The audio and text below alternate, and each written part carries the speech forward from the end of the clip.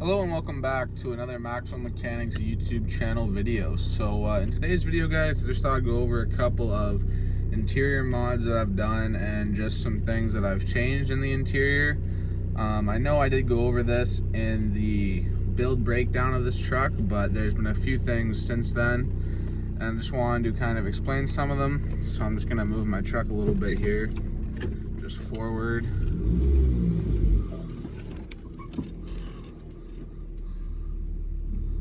Maybe not that much forward.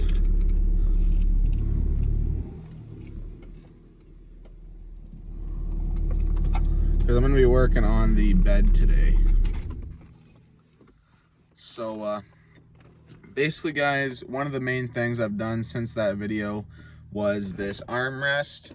Now you may recognize this armrest, but basically all it is the stock armrest that came in this truck. As you can see, it has a button and got some stuff in there. And that's the stock armrest that came with the bench seat that was in this truck originally. Now, these are the seats that were in the truck when I got it, but I have modified them. I've also modified the mount for this armrest.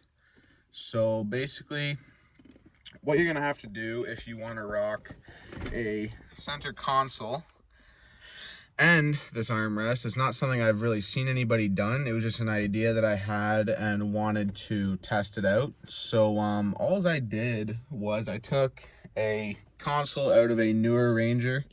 I don't remember what year it was. I think it was like an 06 maybe, somewhere in that year range. And I just basically mounted it to the floor with self-tappers. And it doesn't actually have a mount on the rear, but this armrest being mounted basically becomes the mount for it because it sits over top of it. And if you look here, it's not going anywhere. So if you want to do this mod, what you're going to have to do is obviously take out the driver's seat if you have the 60/40 bench like this truck had. And what I did was I took my angle grinder with a cutoff wheel and I cut right down the seam. I don't know if you can see this, but there's my seat belt, and I've got a seat cover so you can't tell where I cut it. But I basically just cut the foam right off of the actual middle seat part, and I removed this originally. This is recent that I reinstalled it, but I set it in my shop and just kind of put it on a shelf because I didn't know what I wanted to do with it, because I did have the center console, but I wasn't able to get the armrest and the bracket for the armrest because I didn't think I'd need them, but I ended up needing them if I wanted to do the stock armrest that came with this console originally. Anyways, so what you're gonna want to do is you got to cut off the foam, and you also have to cut off the bracket that it sits on. Now that bracket is part of the seat frame. So what I did was I just took my grinder again and I cut off the part that comes out into the middle so I would have room for my console. And then I took a floppy disk and I just cleaned up that sharp edge that it left from the cutoff wheel, and I just gave it a little spritz with some black paint, and that pretty much solved that issue. If you're not doing the console mod, then I wouldn't really recommend cutting the middle off unless maybe you're putting in different I don't know what I'm trying to say here. I'm getting a little distracted. Basically, if you want to cut off the middle, just know that you should have a center console to go back in it, because it'll just look kind of weird unless you're running like a different transmission or a drivetrain setup and your shifter is not in the stock location like mine is. Say it's more in this location, maybe that's why you cut the bench off and you're just gonna rock it like that. Maybe it's like a race truck or just one that you don't really care about creature comforts. But I wanted to have a console, but I also wanted to have an armrest. So for the longest time, after I mounted this console in the truck, it was black already. I got out of a truck with a black interior, which worked out because I did my interior black originally. As you can see, it is now black and red, but we'll get to that. And it was a pretty nice console. I did have to give it a good cleaning, and then I washed it off with the hose up by the house, and that pretty much was all I did to it in terms of cleaning it. I just cleaned it with some soapy water because there was a a little bit of a mouse house in the, let me show you. In there was a bit of a mouse house. So I just wanted to get that smell out of there. And soapy water worked fine because I'm on a budget, or at least I was before I really got into it. And yeah, that's basically all I did to clean it. And it comes with these 2 cup holders and this little slot here that you can put like a lighter, or I guess you could put a vape in there too, or just little knickknacks. Say you have like change, I guess, but it also has little change slots. I don't know if you can see that, but it does have little slots for your change because obviously it's from the 2000s. And yeah, so let's get on to the actual part that I was talking about. I've been rambling for 6 minutes now, but anyway, this center armrest slash second console, because it also has storage in it along with that storage, and yes, it flips up into the back just like it did originally, and you can still get into this. It doesn't stay there on its own, but I'm not really worried about that because I can still get in there. And that's just something I personally did. I'm not saying that this is like the best end all be all of a center console mod, but it's a lot better than what I had originally. And this armrest actually sits up higher now because of the bracket that I made for it. So let's get on to that. So all I used to mount this armrest over top of the console was a little bracket. It might be easier for me to get out and show you guys. It's basically just a flat piece of steel, maybe 6 inches long. That one right there, you see that's bolted to it. And I actually got that from a scrap bin, so kind of funny. I reused it, and I might still paint this black. Sorry, you can't really see that. I'm filming with the selfie camera.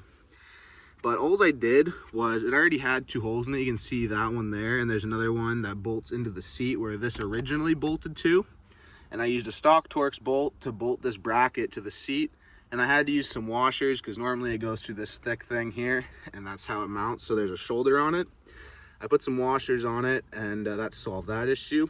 And I drilled 1 more hole at the top here for this bolt to go through. And this is a 1/2-13.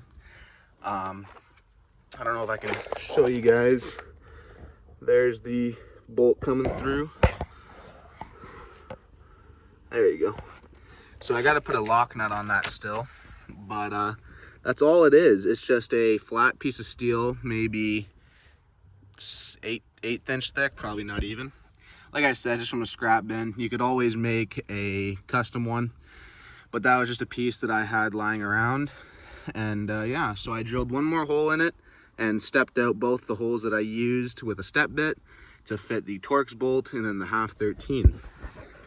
So that's how I mounted it. And as you can see, since it's on a bolt, each one is 1 bolt, it pivots and it does move around a little bit, but I don't really mind. And it tucks into the back, so technically if you wanted, someone could still sit there if you really were desperate and needed to have 3 people in a 96 single cab.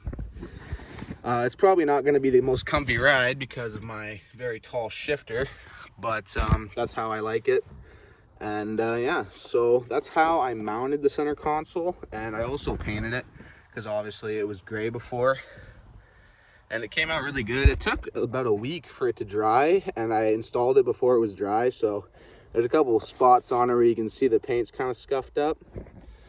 But yeah, that's basically how I mounted that. And you still have room back here. You need a bit of space because this obviously folds up and takes up that room when it's folded up, and it does stay there on its own, which is really cool. And like I said, you can still get into the center console, well, the lower center console, because you also have storage here. And the latch still works on this one most of the time from this generation. This button, the latch is broken because it's all just plastic, and it stays up on its own, which is really nice. So yeah, guys, that's how I mounted that. And it's pretty simple. You guys can do it if you want this kind of mod. If you were in the same situation as me and the truck you got the console from, you didn't get the lid or the bracket from. I know it's kind of random, but I just wanted to go over that. And that's the first big thing that I've done. Now, one other thing is this phone holder. So I recently picked this up at Canadian Tire, about 15 bucks, and it's on a little ball so it can swivel and go up and down, and it just clamps into the vent with this little wing nut, almost is what I would call it. You can spin that to release it or tighten it down. And yeah, my phone sits in there good, and it's nice for when I'm playing my music, and just, you know, if I'm on a phone call and I'm moving it around the yard or whatever, it's nice to be able to just have my phone held somewhere and not just like up on the dash or on the passenger seat like I used to do. And yeah, so that's another little interior mod. And there's one more thing I've been working on. You can see it up here. It's the interior light. I don't know if you guys remember in the last video of the interior when I was doing the build breakdown, this was just hanging there, and now it's actually mounted and has the cover and all that. It doesn't currently work. I'm pretty sure it's the housing itself, but I can get a new one of those through Canadian Tire, and that's probably what I'm going to end up doing, just because I believe that's the issue. I wired it up directly because the connectors were broken, and it was arcing out on the cab when I was doing that connection with the wire extensions. So I know it has power, I just can't figure out why when I hook it up it doesn't want to come on. When I get it working, I'll do a separate video on that. I don't want to talk too much until I've actually figured out why it's not working. It turns on with this switch here. This is your dimmer for the dash lights, and if you go all the way up, right there, you heard that click. That is supposed to be the interior light and the cab lights. So that's basically one of the things I'm trying to figure out. And yeah, so that's one of the mods that I did, along with, what else can I think of in here? I repainted some of the interior parts red to match. I actually got that done, like the door panels I did before I got the red interior pieces from a parts truck. But if you take a look here, not everyone's taste, but I like it. Red little handle pieces and a red stripe. That color, if you guys want to know, it's Gloss Wild Raspberry. I actually want to get some more to paint my shifter, because right now it is bare metal because it's chain links and a bolt with an 8-ball. So my brother made that, if you guys want to know, Sean Maxwell.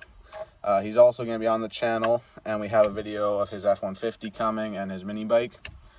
We've already filmed it. I just need to get off my ass and edit it. So yeah, guys, so another little thing, not little, but my favorite modification to this interior was painting the dash black. Now, this truck originally had all gray interior, headliner was shot, carpet was the plastic vinyl, I guess it would be.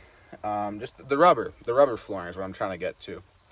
I ran that for a bit after I swapped the cab, but I did score this red carpet, and it's out of, I believe, a 93 to 94. Those are the only years in this body style that came with red interior. So yeah, that's pretty much a lot of what I've done. I've also painted, I don't know if you guys can see this, the kicker panels I also did red, along with the pillars, the black ones here. I painted a set red, but I ran out of paint the same color that the door panels and the kicker panels are painted. But the headliner is an original to a 93 or 94, along with both visors, and it's probably out of an XLT because it has a mirror, vanity mirror on the passenger side. I also scored the red corner trim out of that same truck and one of the seatbelt covers. Now, yes, I know my seat belts are still gray up here. They're original to this cab, but I did score the red buckles, both sides. And I also have, if I can show you guys this, let's see if it wants to come out. I still retained the red third middle seat belt buckle, and it's bolted in with the driver's seat. I keep that tucked in between there just in case I ever end up riding with a third person. And there's also a middle buckle over here that's also gray. It's from another truck I have. But yeah, so I could still buckle in a third person if I wanted to. I just wanted to retain that because I thought that was kind of cool, especially since I've got the backrest for the middle seat, but they'd be sitting on my console, so that'd be kind of funny. But it'd have to be a pretty small person to fit in here with my big ass shifter. And obviously I'm like 6'3" or something like that. And most people that are gonna be riding with me, like my dad or my brother, are also that tall. So if there's someone in between us, they better put their feet on the passenger floor and hug that side, because it's just gonna be tight. Anyways, one more modification that I did was this radio. So I got this out of Kenny U-Pull. It is a Sony WX920BT, and I can turn it on for you guys. Sorry about the dinging.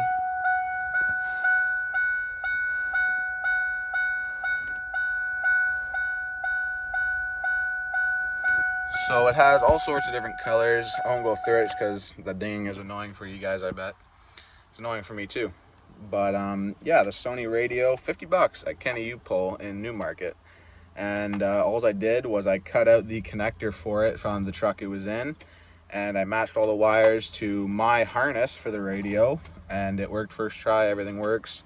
The only thing that I haven't figured out is the microphone doesn't work when you're on the phone, because it has phone controls too. It has a call answer button, and you can go through your contacts and all that stuff.